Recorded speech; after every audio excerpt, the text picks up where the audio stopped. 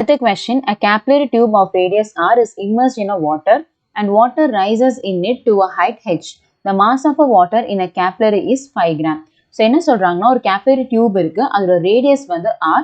So அதை வந்து dip பண்ணுறாங்க வாட்டரில். பிகாஸ் ஆஃப் தட் வாட்டர் வந்து ரைஸ் ஆயிருக்கு. Mass of the water rise வந்து m is equal to 5 gramனு சொல்கிறாங்க. ஓகே, ஸோ நெக்ஸ்ட் என்ன கண்டிஷன் சொல்கிறாங்கன்னா another capillary tube of radius 2r. Radius வந்து 2rனு சொல்கிறாங்க. இப்போ அதை டிப் பண்ணும்போது மாஸ் எவ்வளோ இருக்குன்னு கேட்குறாங்க.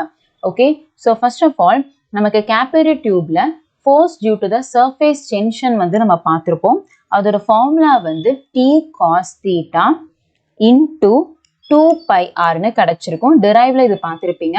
திஸ் இஸ் ஈக்குவல் டு mgன்னு எடுத்து தான் நம்ம ஈக்குவேட் பண்ணியிருப்போம். அப்போ இங்கே பாருங்க, நமக்கு மாஸும் ரேடியஸும் டைரக்ட்லி ப்ரொபோர்ஷனல் இருக்கு.